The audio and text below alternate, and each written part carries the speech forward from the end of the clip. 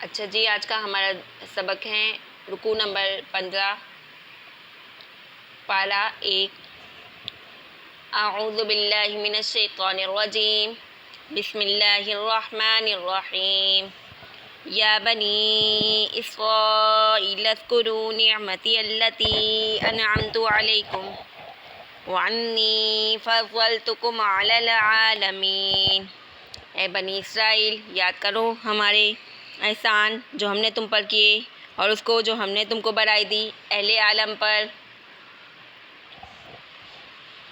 واتقوا یوما لا تجزی نفس عن نفس شیئا ولا يقبل منها عدل ولا تنفعها شفاعة ولا هم ينصرون۔ واتقوا اور ڈرو، یومن اس دن کے، لا تجزی نہ کام آوے، نفس عن نفس کوئی شخص کسی کی طرف سے ذرا بھی، ولا يقبل منها عدل اور نہ قبول کی جائے اس کی طرف سے بدلہ، ولا تنفعها شفاعة اور نہ کام آوے اس کو سفارش، ولا هم ينصرون اور نہ اس کو مدد پہنچے۔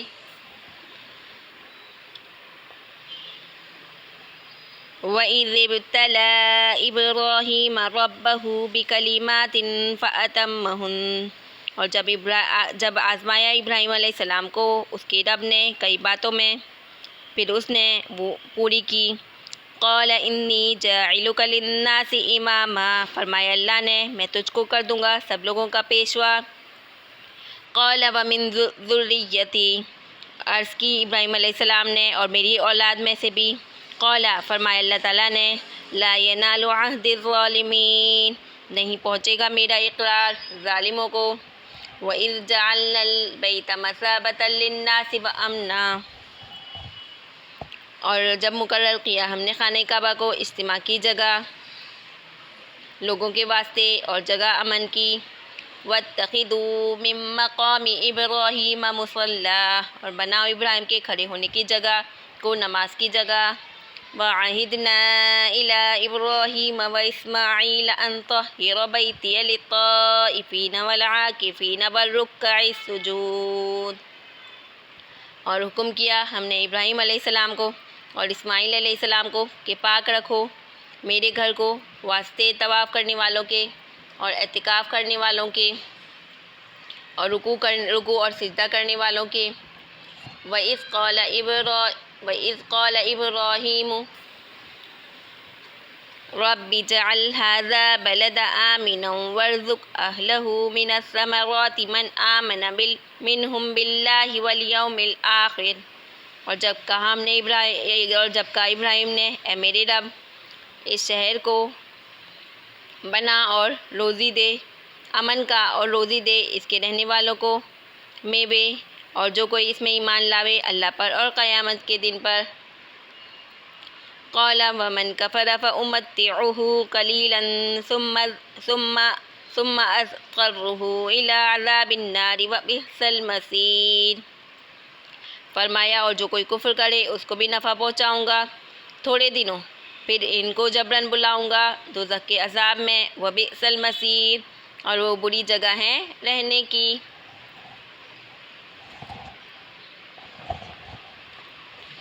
وَإِذْ يَرْفَعُ إِبْرَاهِيمُ الْقَوَاعِدَ مِنَ الْبَيْتِ وَإِسْمَاعِيلُ اور یاد کرو جب اٹھاتے تھے ابراہیم بنیاد خانہ کعبہ کی اور اسماعیل علیہ السلام دعا کرتے تھے رَبَّنَا تَقَبَّلْ مِنَّا اے میرے پروردگار ہمارے پروردگار قبول کر ہم سے، بے شک اِنَّکَ أَنتَ السَّمِيعُ الْعَلِيمُ تو ہی سننے والا اور جاننے والا ہے۔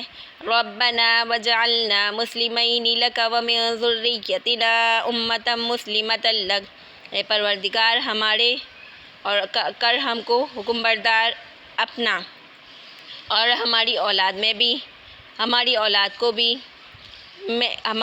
میں بھی کر ایک جماعت کو فرما بردار اپنی۔ وَأَرِنَا مَنَاسِكَنَا اور بتلا ہم کو قائد حج کے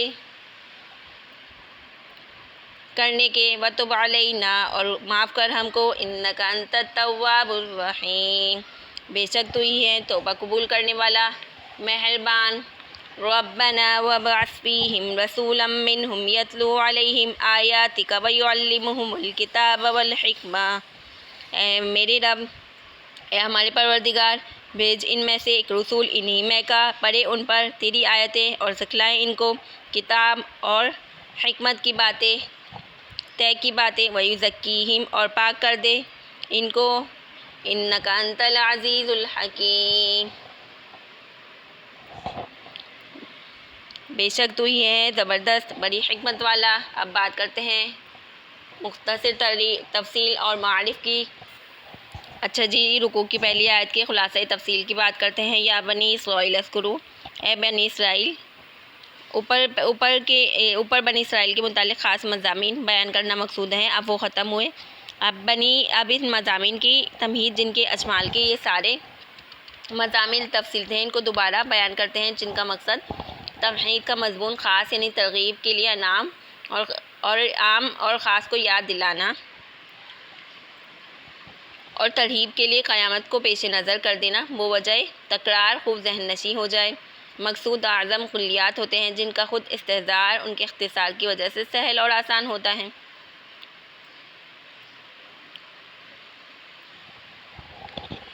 اور اس میں فرمایا، اے اولاد یعقوب، میری ان نعمتوں کو یاد کرو جو ہم نے تم پر وقفاً انعامات کیے، اور وہ بھی یاد کرو جب ہم نے آپ کو فضیلت دی تمام عالم پر، اور ڈرو ایسے دن سے، قیامت کے دن سے، جس میں کوئی شخص کسی کی طرف سے نہ کوئی مطالبہ واجب حق ادا کر نہیں پائے گا، اور نہ کسی کی طرف سے کوئی معاوضہ واجب حق قبول کیا جائے گا، اور نہ کسی کی کوئی سفارش جبکہ ایمان نہ ہو مفید ہوگی، اور نہ ان لوگوں کو کوئی اس روز بچا سکے گا۔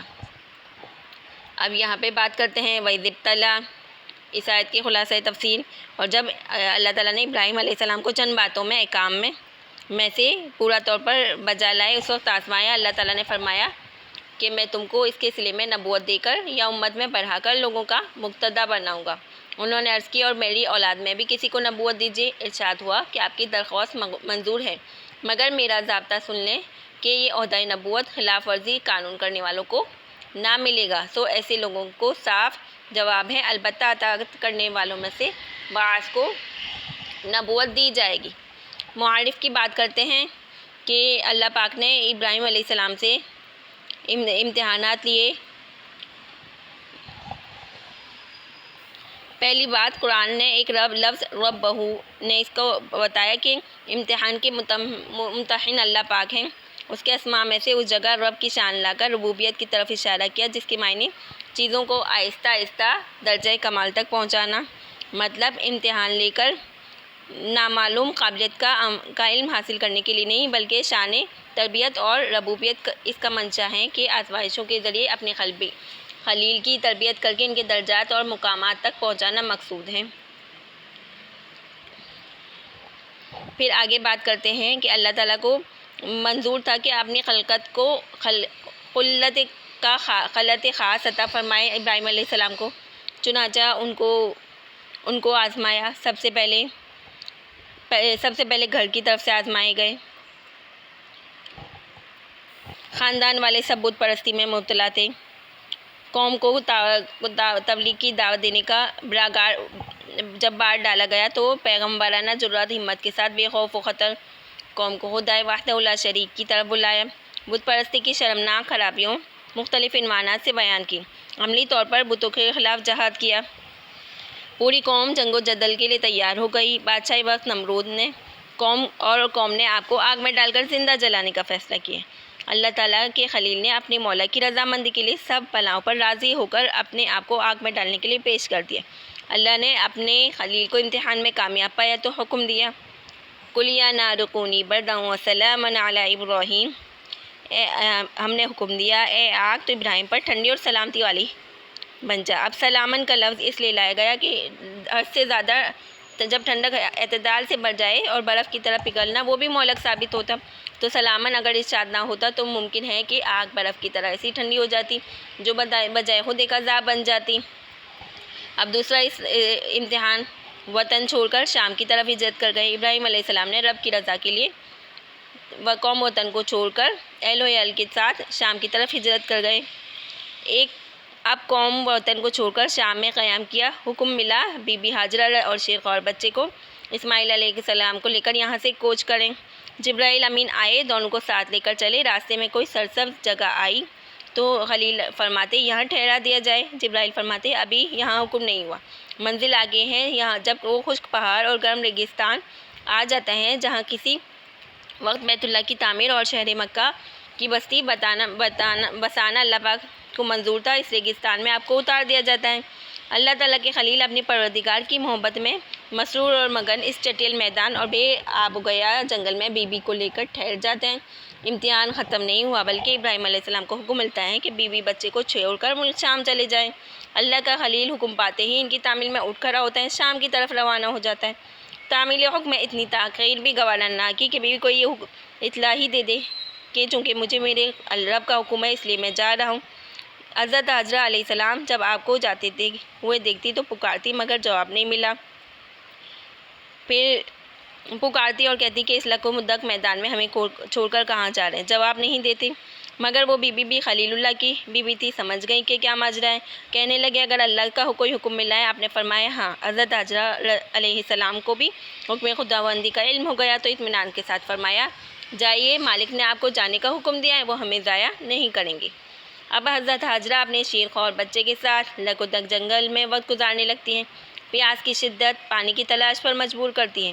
بچے کو کھلے میدان میں چھوڑ کر صفا و مروہ کی پہاڑیوں میں بار بار چڑھتی اترتی ہیں کہ کہیں پانی کے آثار نظر آئے، کوئی انسان نظر آ جائے جس سے کچھ معلومات حاصل کرتے ہیں۔ 7 مرتبہ کی دوڑ و دھوپ کے بعد مایوس ہو کر بچے کے پاس لوٹتی ہیں۔ صفا و مروہ کے درمیان 7 مرتبہ دوڑنا اس کی یادگار کے طور پر قیامت تک آنے والی نسلوں کے لیے احکام حج میں ضروری قرار دیا گیا۔ حضرت ہاجرہ اپنی دوڑ و دھوپ ختم کر کے مایوس ہونے کے بعد جب بچے کے پاس آتی ہے تو رحمت خداوندی نازل ہوتا ہے۔ جبرائیل امین آتے ہیں، خشک ریگستان میں کی زمین سے پانی کا ایک چشمہ نکال دیتا ہے جس کا نام آج آب زمزم ہے۔ پانی کو لے کر اول جانور آتے ہیں، پھر جانوروں کو دیکھ کر انسان پہنچتے ہیں اور مکے کی آبادی کا سامان ہو جاتا ہے۔ ضروریات کی زندگی کی کچھ آسانیاں مہیا ہو جاتی ہیں۔ نومولود اسماعیل علیہ السلام نشو نما پاتے ہیں اور کام کاج کے قابل ہوتے ہیں۔ ابراہیم علیہ السلام بشارت ربانی گاہے بگاہیں تشریف لاتے ہیں اور بی بی بچے کو دیکھتے اس وقت اللہ تعالیٰ اپنے خلیل علیہ السلام کا تیسرا امتحان لیتے ہیں۔ یہ بچہ اس بے کسی بے سر و سامانی میں پروان چڑھا۔ بظاہر اسباب باپ کی تربیت اور شفقت سے بھی معلوم۔ اب والد واجد کو حکم ملتا ہے کہ اپنے بچے کو اپنے ہاتھ سے ذبح کریں۔ القرآن ارشاد قرآن میں ہے فَلَمَّا بَلَغَ مَعَهُ السَّعْيَ قَالَ يَا بُنَيَّ إِنِّي أَرَىٰ فِي الْمَنَامِ أَنِّي أَذْبَحُكَ فَانظُرْ مَاذَا تَرَىٰ۔ جب بچہ اس قابل ہو گیا کہ باپ کے ساتھ کام کاج میں کچھ مدد کرے تو ابراہیم علیہ السلام نے ان سے کہا کہ بیٹے میں خواب میں دکھ رہا ہوں، میں تجھ کو ذبح کر رہا ہوں۔ قالا بیٹا تو قال یا ابت افعل ما تؤمر، تو بدلہ تیرا خیال ہے۔ فرزند سعید نے عرض کی ابا جان آپ کو جو حکم ملا ہے آپ اس کی تعمیل کیجیے۔ ستجدونی انشاء اللہ من الصابرین، آپ مجھے اس کی تعمیل میں انشاءاللہ ثابت قدم پائیں گے۔ ہر مسلمان جانتا ہے کہ خلیل علیہ السلام کے صاحبزادے کو ذبح کرنے کے بعد مینا کے جنگل میں لے کر گئے، اپنی طرف سے حکم الہی کی پوری تعمیل کر دی، مگر اللہ تعالیٰ بچے کو ذبح کرانا مقصود نہیں بلکہ شفیق باپ کا امتحان مقصود تھا۔ واقعہ خواب کے الفاظ میں غور کیا جائے، اس میں یہ نہیں کہا کہ ذبح کر دیا بلکہ ذبح کا عمل کرتے ہوئے دیکھا۔ جب ابراہیم علیہ السلام نے کر دکھایا اور اس عمل کو بذریعہ وحی منام دکھلانے میں بھی شاید یہی مصلحت ہو کہ بذریعہ یہ حکم ذبح دینا منظور نہ تھا، اس لیے ارشاد ہوا قد صدقت الرؤیا، خواب میں جو کچھ دیکھا تھا آپ نے پورا کر دیا، اور جب اس میں پورا اترے تو اللہ نے جنت سے ایک فدیہ نازل کیا، اس کی قربانی کا حکم دیا اور یہ سنت ابراہیمی آنے والی دنیا کے لیے دائمی سنت بن گئی۔ یہ کڑے امتحانات تھے جب خلیل اللہ کو گزارا گیا اور ساتھ ہی دوسرے بہت سے اعمال و احکام کی پابندیاں ان پر عائد کی گئیں۔ ان میں سے 10 خصائل فطرت کے نام سے موسوم ہیں جن کا تعلق بدن کے ساتھ ہے اور پاکی کے ساتھ، اور خصائل فطرت آنے والی امت کے لیے مستقل احکام بن گئے۔ حضرت خاتم الانبیاء نے اپنی امت کو ان تمام امور کی تاکید کی۔ ابن کثیر عبداللہ بن عباس رضی اللہ عنہما سے ایک روایت میں نقل ہے کہ پورا اسلام 3 حصوں پر ڈائر ہے۔ 10 سورہ برات میں مذکور ہے، 10 سورۃ الاحزاب میں، 10 سورۃ المؤمنین میں، اور ابراہیم علیہ السلام نے ان چیزوں کا حق پورا ادا کر دیا اور سب امتحانات میں پورے اترے اور کامیاب رہے۔ سورہ برات میں مومن کی صفات بیان کرتے ہوئے مسلمانوں کی 10 علامات بیان کی گئی۔ التائبون العابدون الحامدون السائحون الراکعون الساجدون الآمرون بالمعروف والناہون عن المنکر والحافظون لحدود اللہ وبشر المؤمنین۔ اور مومنین کی 10 صفات سورۃ المؤمنین میں جو بتائی، قد افلح المؤمنون الذین هم فی صلاتهم خاشعون والذین هم عن اللغو معرضون والذین هم للزکاة فاعلون والذین هم لفروجهم حافظون الا علی ازواجهم او ما ملکت ایمانهم فانهم غیر ملومین فمن ابتغى وراء ذلك فاولئک هم العادون والذین هم لأماناتهم وعهدهم راؤون والذین هم على صلاتهم يحافظون والذین هم الوارثون الذین یرثون الفردوس هم فیها خالدون۔ اور سورۃ الاحزاب میں 10 صفات یہ ہیں، انما المسلمون والمسلمات والمؤمنین والمؤمنات والقانتین والقانتات والصادقین والصادقات والصابرین والصابرات والخاشعین والخاشعات والمتصدقین والمتصدقات والصائمین والصائمات والحافظین فروجا والحافظات والذاکرین اللہ کثیرا والذاکرات اعد اللہ لهم مغفرۃ واجرا عظیما۔ ٹھیک ہے، اب تیسرا سوال ہے، ابراہیم علیہ السلام کی کامیابی کا درجہ کیا مقام رہا؟ اللہ نے قرآن میں سند عطا فرمائی، ارشاد ہوا وَإِبْرَاهِيمَ الَّذِي وَفَّى، ابراہیم علیہ السلام نے پورا کر دکھایا اور 100% کامیابی کا اعلان ہوا۔ چوتھا سوال، انعام کیا ملا؟ قَالَ إِنِّي جَاعِلُكَ لِلنَّاسِ إِمَامًا، امتحان کے بعد فرمایا میں آپ کو لوگوں کا امام اور پیشوا بنانے والا ہوں۔ کامیابی کے صلے میں امام خلقت اور پیشوائی کا انعام دیا۔ دوسری طرف معلوم ہوا کہ خلق خدا کے امام و مقتدا اور پیشوا بننے کے لیے جو امتحان درکار ہیں وہ دنیاوی مدارس کی طرح نہیں۔ قرآن مجید میں ارشاد ہوا وَجَعَلْنَا مِنْهُمْ أَئِمَّةً يَهْدُونَ بِأَمْرِنَا لَمَّا صَبَرُوا وَكَانُوا بِآيَاتِنَا يُوقِنُونَ، یعنی ہم نے ان میں سے امام پیشوا بنائے کہ وہ ہمارے حکم سے لوگوں کو ہدایت کرے جب انہوں نے اپنے نفس کے خلاف شرع سے رکا اور ہماری آیتوں پر یقین کیا۔ 30 آیت کا خلاصہ 2 الفاظ میں بیان کر دیا، صبر عملی اور اخلاق کمال۔ آگے یہ بتایا کہ امامت کسی بھی ایسے شخص کو نہیں دی جا سکتی جو اللہ کا باقی اور نافرمان ہو، اور مسلمانوں پر لازم ہے کہ اختیار سے اپنا نمائندہ یا امیر ایسے شخص کو مقرر نہ کرے جو اللہ کا باغی ہو۔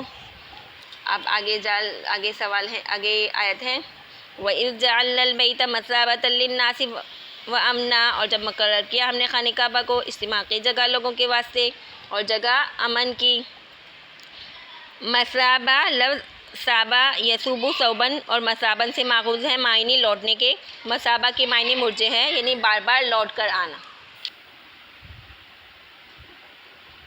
بار بار لوٹ کر آیا جائے، اور وہ وقت یاد کرنے کے قابل ہے جس وقت ہم نے خانہ کعبہ کو لوگوں کا مبارک اور مقام امن ہمیشہ سے مقرر کیا۔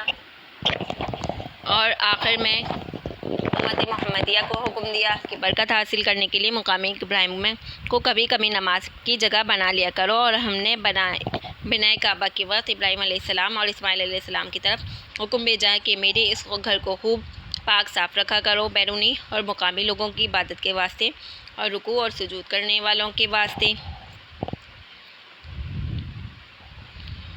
خانہ کعبہ کی تعمیر کا واقعہ گزر چکا۔ سورہ حج کی آیت نمبر 26 میں اس طرح مذکور ہیں وَإِذْ بَوَّأْنَا لِإِبْرَاهِيمَ مَكَانَ الْبَيْتِ أَن لَّا تُشْرِكَ بِي شَيْئًا وَطَهِّرْ بَيْتِيَ لِلطَّائِفِينَ وَالْقَائِمِينَ وَالرُّكَّعِ السُّجُودِ وَأَذِّنْ فِي النَّاسِ بِالْحَجِّ يَأْتُوكَ رِجَالًا وَعَلَىٰ كُلِّ ضَامِرٍ يَأْتِينَ مِنْ كُلِّ فَجٍّ عَمِيقٍ۔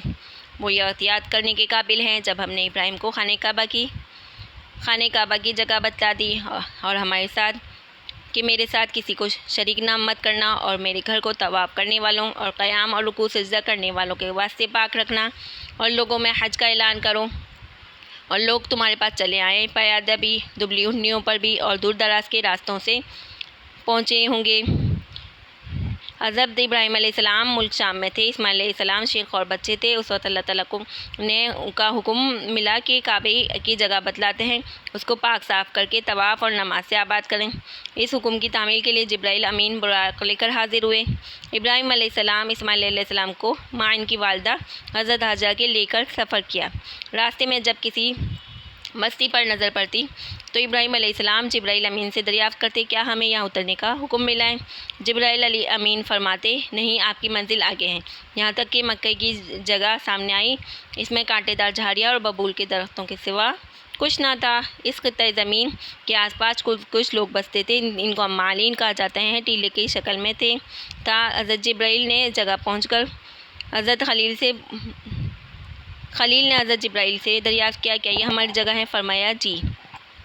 ابراہیم علیہ السلام صاحبزادے اور بیوی کو لے کر اترے۔ بیت اللہ کے پاس ایک معمولی چھپر ڈال کر حضرت اسماعیل اور حضرت حاجرہ کو یہاں ٹھہرا دیا۔ ان کے پاس توشہ میں کچھ کھجورے اور مشکیزے میں پانی تھا۔ ابراہیم علیہ السلام اس وقت یہاں ٹھہرنے کا حکم نہ تھا، بیوی بچے کو چھوڑ کر واپس ہونے لگے۔ حضرت خلیل سے جب ان کی اہلیہ نے دریافت کیا، جواب نہ ملا، چلنے لگے۔ حضرت حاجرہ کے پھر اٹھی، بار بار سوال دہرایا، حضرت خلیل اللہ کی طرف سے جواب نہ ملا، یہاں تک کہ خود ہی پوچھا کہ اللہ کی طرف سے حکم ملا ہے؟ انہوں نے کہا جی۔ فرمایا سن کر حضرت حاجرہ نے کہا کہ اب اللہ ہمیں ضائع نہیں کرے گا۔ حضرت ابراہیم علیہ السلام کی حکم خداوندی میں یہاں سے چل پڑے، مگر شیخ اور بچے ان کی والدہ کا خیال ہونے لگا۔ جب راستے کے موڑ پر پہنچے جہاں سے حضرت عائشہ نہ دیکھ سکی تو ٹھہر گئے اور دعا کی، رب اجعل هذا بلد آمنا واجنبنی وبنی ان نعبد الاصنام۔ اے میرے پروردگار، اس شہر کو امن والا بنا دیجیے اور مجھ کو اور میرے خاص فرزندوں کو بتوں کی عبادت سے بچائیے رکھیں۔ پھر دعا عرض کی، ربنا انی اسکنت من ذریتی بواد غیر ذی زرع عندک بیتک المحرم۔ اے ہمارے پروردگار، میں اپنی اولاد کو آپ کے محترم گھر کے قریب ایک میدان میں جو زراعت کے قابل نہیں ہے آباد کرتا ہوں۔ ربنا لیقیموا الصلاۃ فاجعل افئدۃ من الناس تہوی الیہم وارزقہم من الثمرات لعلہم یشکرون۔ اے ہمارے رب، تاکہ وہ نماز کا اتمام کریں تو کچھ لوگوں کے قلوب ان کی طرف مائل کر دیجیے اور ان کو پھل کھانے کو دیجیے تاکہ یہ لوگ شکر کریں۔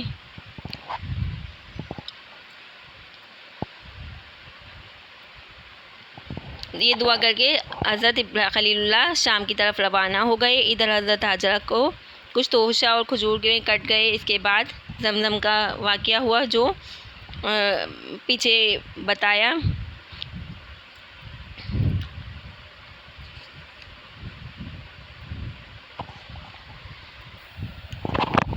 ابتدائی سورہ حج کی آیت میں جو بیت اللہ کو آباد کرنے اور پاک کرنے کا حکم ہے، خلیل اللہ کو ملا رہا تھا، اس وقت اتنا ہی مقصود تھا۔ بعد میں اسماعیل علیہ السلام کے ذریعے آباد کر دیا جائے۔ مخاطب حضرت اسماعیل علیہ السلام تھے، ابراہیم علیہ السلام تھے، کیونکہ اسماعیل علیہ السلام ابھی شیر خوری کے عالم میں تھے۔ اس وقت بیت اللہ کی تعمیر جدید کا حکم نہ ملا تھا۔ سورہ بقرہ کی آیات جو اس وقت زیر نظر ہیں، وَعَهِدْنَا إِلَىٰ إِبْرَاهِيمَ وَإِسْمَاعِيلَ أَن طَهِّرَ بَيْتِيَ میں حضرت ابراہیم علیہ السلام کے ساتھ حضرت اسماعیل علیہ السلام کو بھی شریک کر لیا گیا۔ یہ حکم اس وقت کا تھا جب حضرت اسماعیل علیہ السلام جوان متاہل ہو چکے۔ اس وقت دونوں کو بیت اللہ کی تعمیر کا حکم دیا گیا۔ ان تمام پر غور کرنے سے پتہ چلتا ہے کہ بیت اللہ کی جگہ بتلانے کا ذکر ہے، بیت اللہ کو صاف رکھنے کا ذکر ہے، کہیں یہ مذکور نہیں کہ آج کوئی نیا گھر تعمیر کرنا ہے، اس کی تعمیر کرے۔ معلوم ہوا کہ بیت اللہ کا وجود اس سے پہلے موجود تھا، طوفان نوح کے وقت منہدم ہو گیا، اٹھا لیا گیا، صرف بنیادیں موجود تھیں۔ ابراہیم علیہ السلام اسماعیل علیہ السلام کے کعبے کے پہلے بانی نہیں بلکہ سابق دنیا کی بنیادوں پر جدید تعمیر ان کے ہاتھوں ہوئی۔ تو پہلی تعمیر کس نے کی اور کس وقت کی، اس میں صحیح اور قوی حدیث منقول نہیں۔ اہل کتاب کی روایت میں سے معلوم ہوتا ہے کہ سب سے پہلے اس کی تعمیر آدم علیہ السلام کے اس دنیا میں آنے سے پہلے فرشتوں نے کی، پھر آدم علیہ السلام نے اس کی تجدید کی۔ یہ تعمیر طوفان نوح تک باقی رہی۔ طوفان نوح میں منہدم ہونے کے بعد ابراہیم علیہ السلام کے زمانے تک یہ ٹیلے کی صورت میں باقی رہی۔ ابراہیم علیہ السلام و اسماعیل علیہ السلام نے از سر نو اس کی تعمیر کی۔ اس کے بعد اس تعمیر میں شکست و ریخت تو ہمیشہ ہوتی رہی مگر منہدم نہیں ہوئی۔ نبی پاک صلی اللہ علیہ وسلم کی بعثت سے قبل قریش مکہ نے اس کو منہدم کر کے از سر نو تعمیر کیا، جس میں حضرت نبی کریم صلی اللہ علیہ وسلم نے بھی شرکت فرمائی۔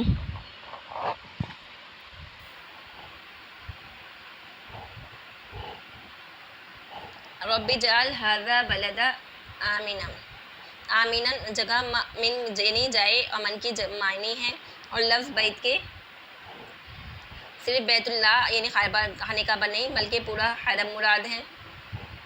قرآن کریم میں بیت اللہ کعبہ کا لفظ بول کر پورے حرم مراد لینے کے لیے شواہد موجود ہیں۔ ہدیم بالغ الکعبہ، اس میں لفظ کعبہ بول کر پورا حرم مراد لیا گیا۔ یہ ذکر قربانی کا ہے، اور بیت اللہ کے اندر تو قربانی جائز نہیں اور نہ وہاں قربانی کرنا جائز ہے۔ اس لیے آیت کی یہ ہے کہ ہم حرم مکہ کو جائے امن بنایا، اور امن بنانے سے مراد لوگوں کو یہ حکم دینا کہ حرم محترم کو عام قتل و قتال سے بالاتر رکھیں۔ چونکہ زمانۂ جاہلیت میں عربوں کے ہاتھ میں ملت ابراہیمی کے کچھ آثار باقی رہ گئے تھے۔ اس میں تھا کہ حرم اپنے باپ بھائی کا قتال اس کو ملتا انتقام نہیں لیتے تھے، اور عام جنگ و قتال کو بھی حرام سمجھتے تھے۔ شریعت اسلام نے اس حکم کو باقی رکھا۔ فتح مکہ کے وقت صرف چند گھنٹوں کے لیے نبی کریم صلی اللہ علیہ وسلم کے لیے عرض حرم میں قتال کو جائز کیا۔ نبی پاک صلی اللہ علیہ وسلم نے فتح مکہ کے خطبے میں اس کا اعلان کر دیا۔ وَاتَّخِذُوا مِن مَّقَامِ إِبْرَاهِيمَ مُصَلًّى، یہاں ابراہیم علیہ السلام کے قدم مبارک کو بطور معجزہ نشان پر گیا تھا، جس کو تعمیر بیت اللہ کے وقت آپ نے استعمال کیا۔ حضرت انس رضی اللہ تعالیٰ عنہ نے فرمایا کہ میں نے اس پتھر میں حضرت ابراہیم کے قدم مبارک کا نقش دیکھا، مگر لوگوں کے بکثرت چھونے اور ہاتھ لگانے سے اب وہ نشان ہلکا پڑ گئے ہیں۔ عبداللہ بن عباس رضی اللہ تعالیٰ عنہ نے مقام ابراہیم کی تفصیل میں لکھا، منقول ہے کہ پورا حرم مقام ابراہیم ہے۔ ممکن ہے کہ اس سے مراد طواف کے بعد 2 رکعتیں جن کو مقام ابراہیم میں پڑھنے کا حکم ہے اس آیت میں ہے۔ اس حکم کی تعمیل پورے حرم میں کسی جگہ پر یہ رکعتیں پڑھنے سے ہو جائیں گی۔ فقہ امت اس پر متفق ہے۔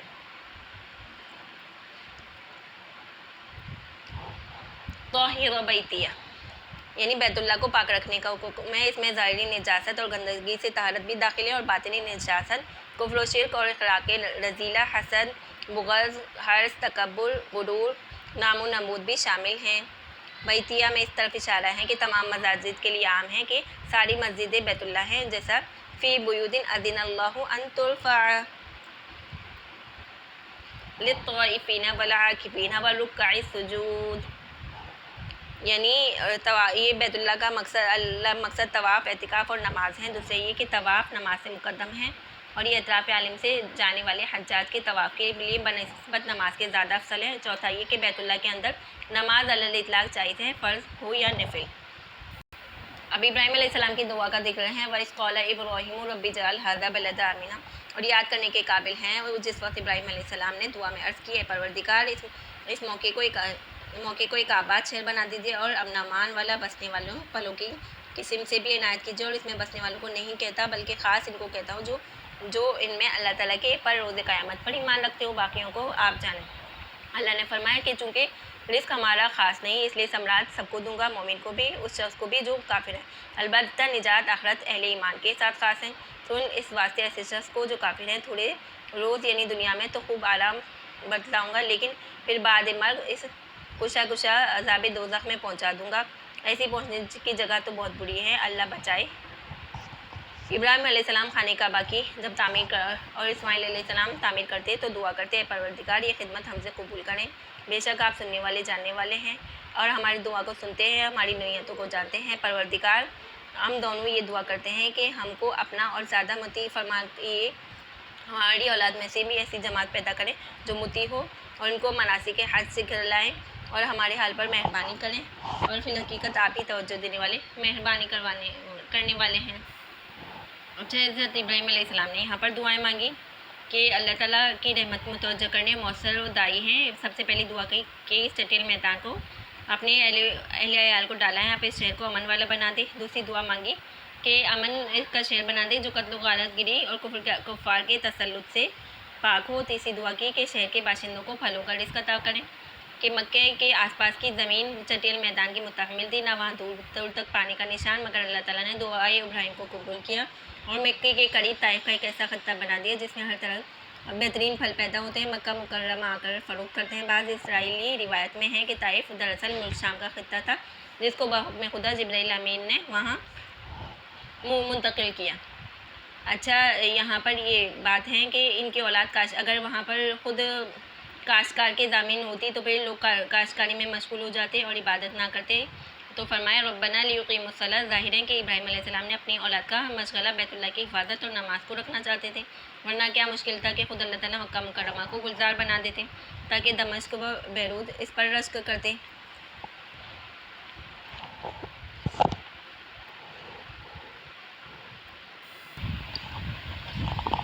خلیل اللہ نے دعا کی کہ ہمیں بھی اپنا فرما بردار بنا دیجیے، ہماری اولاد کو بھی فرما بردار بنا دیجیے۔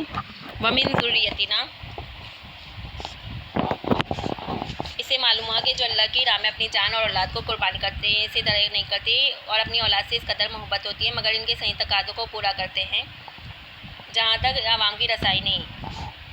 خلیل اللہ کی یہ دعا بھی قبول ہوئی ہے اور ان کی ذریت میں ایسے لوگ موجود ہیں کہ جو دین حق پر قائم ہیں، اللہ کے فرما بردار ہیں۔ جاہلیت عرب میں پوری دنیا کو خصوصاً عرب بت پرست نے گھیر لیا تھا۔ اس وقت اولاد ابراہیم میں سے کچھ لوگ عقیدہ توحید کے سچے متعاقد اور اطاعت اشعار ہیں۔ وَأَرِنَا مَنَاسِكَنَا، اور مناسک حج، ان کو اعمال مناسک حج کہا جاتا ہے۔ مقام حج عرفات، منا، مزدلفہ یہاں مراد ہو سکتے ہیں، اور دعا کا حاصل یہ ہے کہ جو اعمال حج اور مقامات حج پوری طرح سمجھا دیجیے۔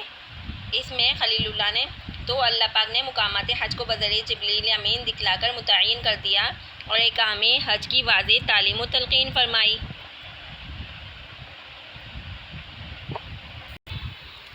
ہمارے پروردگار یہ بھی ان کے جماعت کے اندر پیدا ہونے اپنی اولاد میں سے رہے، ان میں ایسا پیغمبر مقرر کیجیے جو ان لوگوں کو آیات پڑھ کر سنایا کرے اور آسمانی کتاب کے مضامین کی خوش فہمی کا سلیقہ کرنے کی تعلیم دیا کرے اور ان تعلیم اور تلاوت کے ذریعے جہالت کے خیالات اور اعمال سے پاک کرے۔ بلا شبہ آپ ہی غالب القدرت کامل انتظام ہے۔